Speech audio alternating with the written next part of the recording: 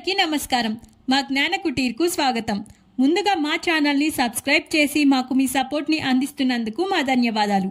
ఇంకా మా ఛానల్ని సబ్స్క్రైబ్ చేసుకొని వారుంటే తప్పకుండా సబ్స్క్రైబ్ చేసుకోండి. పక్కనే ఉన్న బెల్ ఐకాన్ని యాక్టివేట్ చేసుకోండి. మా ఛానల్ నుండి నోటిఫికేషన్స్ ముందుగా మీకు వస్తాయి. ఈరోజు వీడియోలో మన భారత ఇంజనీర్ల మరో అద్భుతం చీనాబ్ రైల్వే వంతెన గురించి మీతో షేర్ చేయబోతున్నాను. ఈ వీడియో చాలా నాలెడ్జబుల్గా ఉంటుంది కాబట్టి స్కిప్ చేయకుండా ఫుల్గా చూసేయండి. ఇక వీడియోలోకి వెళ్ళిపోదాం. మన జమ్మూ కాశ్మీర్లోని చీనాబ్ నదిపై నిర్మించిన ప్రపంచంలోనే అత్యంత ఎత్తైన రైల్వే వంతెన చీనాబ్ రైల్వే వంతెన. ఈ చీనాబ్ రైల్వే వంతెన రియాసీ జిల్లాలోని బక్కల్ మరియు కౌరీ మధ్యన నిర్మించారు. ఈ వంతెనను Udhampur, Srinagar, Baramulla railway link project భాగంగా నిర్మించారు. ఇది కాశ్మీర్ లోయను దేశంలోని ఇతర రైల్వే నెట్వర్క్తో అనుసంధానిస్తుందని సమాచారం.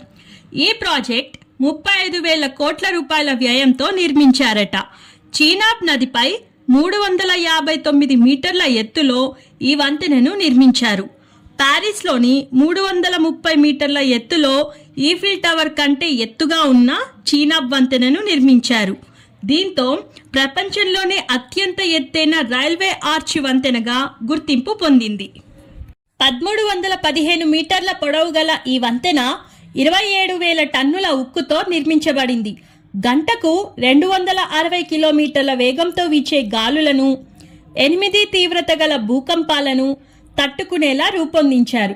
అలాగే ఈ వంతెన పిల్లర్స్ను 63 మిల్లీమీటర్ల మందంతో కూడిన ప్రత్యేక బ్లాస్ట్ ప్రూఫ్ ఉక్కుతో నిర్మించారట. ఇది 40 కేజీల TNTకి సమానమైన బ్లాస్ట్లను తట్టుకోగలదు. ఈ వంతెనను హిమాలయాల కఠిన వాతావరణాన్ని తట్టుకునే విధంగా నిర్మించారట. పర్యాటక రంగాన్ని బలోపేతం చేయడానికి మరియు సైనిక దళాలకు కూడా సౌలభ్యం కల్పిస్తుందట.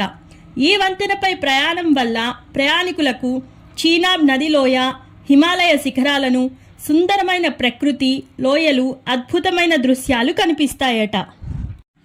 ప్రపంచం మెచ్చుకునే విధంగా ఈ వంతెన నిర్మాణంలో పాల్గొన్న ఇంజనీర్లకు, కార్మికులకు, కూలీలకు మనం ఖచ్చితంగా సాల్యుటేషన్స్ అందించాలి. ఇదండి చీనాబ్ రైల్వే బ్రిడ్జ్ యొక్క ముఖ్య విషయాలు. మరొక వీడియోతో మళ్ళీ కలుద్దాం. మా వీడియో మీకు నచ్చినట్లయితే లైక్ చేయండి, షేర్ చేయండి, కామెంట్ చేయండి. అలాగే మా ఛానల్ని తప్పకుండా సబ్స్క్రైబ్ చేసుకోండి. పక్కనే ఉన్న బెల్ ఐకాన్ని యాక్టివేట్ చేసుకోండి. Thanks for watching.